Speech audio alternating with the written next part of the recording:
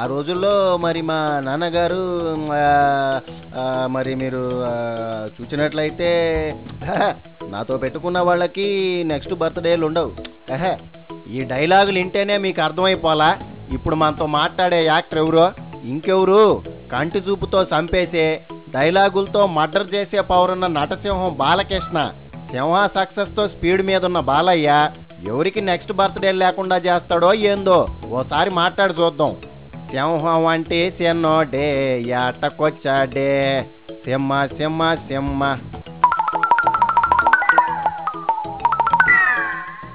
ఏం బాలయ్య, పంజా పవర్ఫుల్ గానే ఉందే. నీ కాడ తేడా వస్తే నెక్స్ట్ బర్త్డేలు ఉండవుగా. కంటి చూపుతో చంపడం కాదు, డైలాగులతో కుమ్మేయి. వాగర్తాభివ సంపృక్తం వాగర్తాభివ ప్రతిపత్తయే వందే మాతాపితరో పార్వతీ పరమేశ్వరు. అబ్బో, చాలా మ్యాటర్ ఉందా నీ కాడ. కరెస్టేనా, నోటికొచ్చింది ఏదో చదివేవా? ఎన్నో వేల సంవత్సరాల నుంచి చతుషష్ఠి కళలకు కారణించిన మన భారతదేశం ఆ కళల వెలుగుని ప్రపంచం నలుమూలలా ప్రసరింపజేసి మన జాతి మన దేశ ఔన్నత్యాన్ని చాటి చెప్పిన ఎందరో మహానుభావులు పుట్టిన మన భారతదేశం నిజంగా కళాఖండ దేశం అని చెప్పుకుని గర్వపడాలి. నిన్ను వదిలితే 64 కళల గురించి వర్ణిస్తావు గానే, మ్యాటర్ ఏందో చెప్పు. ఇదేదో సినిమా ఓపెనింగ్ లాగా కాకుండా, ఏదో మన చలనచిత్ర పరిశ్రమలోనే కాకుండా మన సమాజంలో, మన ఇంట్లో, మన సమాజంలో జరుగుతున్న ఒక పండుగగా నాకు అనిపిస్తుంది. నీకు అట్టాగే అనిపిస్తద్దిలే. రిలీజ్ అయ్యేదాకా ప్రొడ్యూసర్లకేగా టెన్షను. ఒక్క మగాళ్ళ లాంటి రీళ్లన్నీ నేనేడ బయటికి తీయాలా నువ్వు గాని.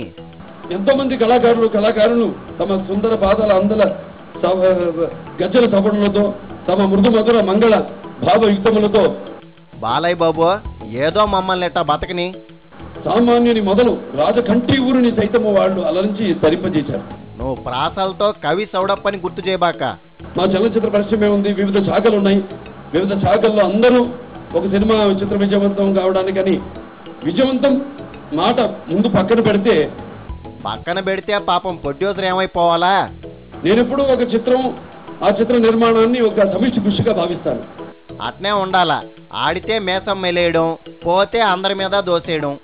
ముందు దేనికైనా భగవంతుడి యొక్క ఆశీస్సులు ఉండాలి. అందుకే ముందు వాగర్తాభివ సంపృక్తం వాగర్తాభివ ప్రతిపత్తే వందే మాతాపితరో పార్వతీ పరమేశ్వరుడు. నోటికొచ్చిన పద్యాలు శ్లోకాలు వినిపించేదాకా వదిలిపెట్టేటట్లేవే. తల్లిదండ్రుల్ని సంస్కృతంలో ఏ శ్లోకం మొదలు పెట్టినా ముందు ఈ శ్లోకంతో, ఏ కావ్యం మొదలు పెట్టినా ముందు ఈ శ్లోకంతో మొదలవుతుంది. ఆ పార్వతీ పరమేశ్వరులతో మన తల్లిదండ్రుల్ని వాళ్లతో సమానంగా పూజించమని, వాళ్ళని భావించమని దీని అంతరార్థం. Very good. మరి ఆ రోజుల్లో రాముడు మంచి బాలుడు, బాలయ్య మంచి నటుడు, ఓకేనా? మా నాన్నగారు రాముడు వేషం వేసిన ఆయన, అందరూ వాళ్ళందరి యొక్క ఏంది అక్క నోరు తిరగనప్పుడు ఈ గ్రాంధికం దేనికే? మామూలుగా మాట్లాడొచ్చుగా. ఉన్నవారు, ప్రత్యక్షంగా లేనివారు, పరోక్షంగా వాళ్ళందరూ కూడా వాళ్ళు అదృశ్య రూపంలో ఈ మమ్మల్ని సరైన స్క్రిప్ట్ని, కథని నీ పాస్ గాల యాక్షన్తోనే కాదు స్పీచ్లతో కూడా చంపేస్తున్నావు బాలయ్య. ఒక మంచి నడికలో. ఒరే నడికే కేకేకి రివర్స్లో నువ్వు తెలుగుని సంస్కృతాన్ని మిక్స్ చేసి కుమ్మేస్తున్నావు. నడబడిలో నడిపిస్తారని, నడిపించడానికి ఇప్పుడు సాయిబాబా గారు చెప్పినట్టు ఎలమంది మన నిర్మాత, ఇది మేము ఎంత క్షణాల్లో అయిపోయింది. క్షణాల్లో అయిపోయిందే? ఎంత డేరింగ్ స్టెప్ వేసిన వాళ్ళకి సన్మానం చేయొచ్చు. ఎప్పుడు అనుకున్నావు? 2 నెలల క్రితం అనుకున్నావు ఎలా ఉంటుంది సినిమా అని. బాగుంటుంది అనుకున్నావు. అంతా దైవేచ్ఛ. పైవాడు శాసిస్తాడు, బాలయ్య బాబు పాటిస్తాడు. సర్లే కానీ షూటింగ్ మొదలైందా ఎంతకే? మళ్ళీ రేపు డిసెంబర్ నుంచి షూటింగ్ మొదలు. సినిమా తర్వాత అడిగి ఆఫర్లు ఇస్తా ఉంటే మాట పెగలడంలే పాపం. డేట్ రిలీజ్ ఎప్పుడు అనుకోలేదు.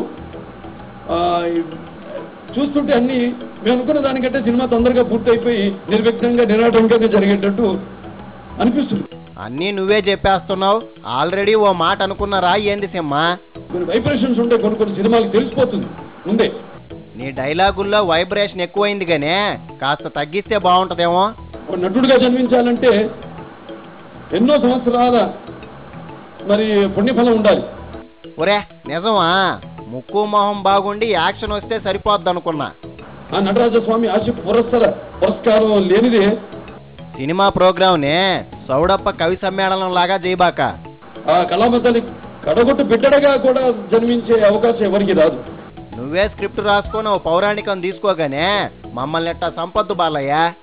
ఇప్పుడు మనం చూస్తున్నాం, ఒక్కసారి తెర మీద అభినయించాలి అనే అభినయించే సదావకాశం రావడం కొందరికే దుర్లభం.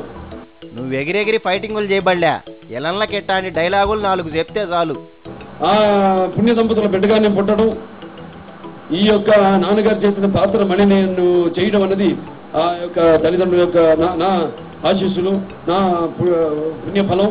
మహానుభావుడు సచ్చి ఏ లోకాన ఉన్నాడో డైలాగు చెప్తే సంటి పిల్లలకు కూడా అర్థమయ్యేది. ఎన్ని చేశామన్న లెక్క కంటే కూడా ఎన్ని చిరస్థాయిగా పాత్రలు సినిమాలు ప్రజల హృదయాల్లో అతుకుపోయినాయి అన్నవి చాలా ముఖ్యం. ఒకళ్ళ క్యారియర్లో ఒకళ్ళ ఈ కళాకారులకు ఈ జీవిత పైనలో అత్తుకుపోవడం తర్వాత జెండూ బాంబు రుద్దుకునే పొజిషన్ రాకూడదు. అందరం పాలు పంచుకుంటేనే, అన్ని పాత్రలు బాగుంటేనే ఆ సినిమా విజయవంతం అవుతుంది తప్పితే ఏదో చేసేద్దాం మంటిస్తారంటే కొన్ని సినిమాలు ఉన్నాయి, ఆ పేర్లు అక్కర్లేదండి. ఒరే డబ్బులైనా త్రిబులైనా మన ఫేసే కనిపించాలంటావా ఏంది?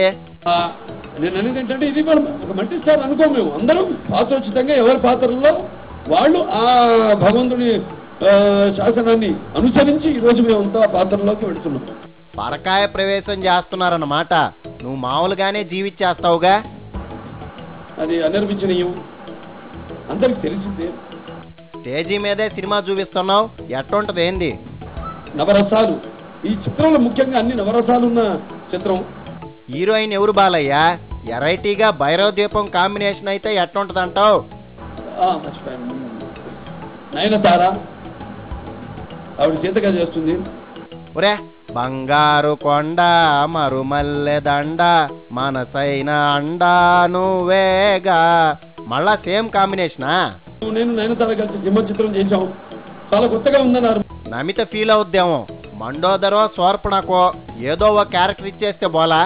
మనం మళ్ళీ ఇంకా సింహాన్ని మించి మనం చేయాలి, పాత్ర లేదు ఉంటే మళ్ళీ మన కాంబినేషన్. పోకిరి రేంజ్కి తగ్గకూడదని కలేజాకి ముందు ప్రిన్స్కి రాలేదేమో ఈ ఐడియా. చేయాలంటే ఒక ఆర్టిస్ట్ అన్నాక రకరకాల పాత్రలు చేస్తేనే జీవితంలో ఎన్నో చేస్తాం. ఒక్క మగాడు లాంటియే అప్పుడప్పుడు పంటి కింద రాళ్లలాగా తగలుతుంటాయి. తెలియజేసుకుంటే ఇదన్నీ చెప్పేస్తుంది సినిమా ఎక్కడికి వెళ్ళబోతుందో రేపు రేంజ్ సినిమాది. నిన్ను నమ్ముకున్నారు, ముంచినా తేల్చినా నువ్వే. ఇంకా సత్యం విజయం తప్పకుండా. What a confidence. Producer tension పడాల్సిన పని లేదంటావు. మరి ఆయన డబ్బులు పరంగా ఆలోచిస్తారు, మేము రివార్డుల పరంగా ఆలోచిస్తాం. సినిమాకి ప్రేక్షకుల రివార్డు ఎరగదీస్తాను అంటమే గానే నంది అవార్డులు కూడా రాలేదుగా బాలయ్య. ఇవి ప్రభుత్వాలు ఇచ్చేవో లేకపోతే వాళ్ళ దానికంటే కూడా నన్ను అడుగుతుంటే ఈ వ్యక్తిగత సంస్థలు అంటే ఎన్జిఓలు వాళ్ళు ఇచ్చే బిరుదులు, అభిమానులు లేకపోతే ప్రేక్షకులు చూపి ఆదరణ ఇచ్చే విజయమే మాకు నిజమైన బిరుదులుగా, బహుమానాలుగా నేను ఎప్పుడు భావిస్తాను. బిరుదులు ఇయ్యడమే కాదు, ఇసుకు పుడితే రేళ్ల బాక్సులు పువ్వుల్లో పెట్టి వెనక్కి పంపిస్తారు.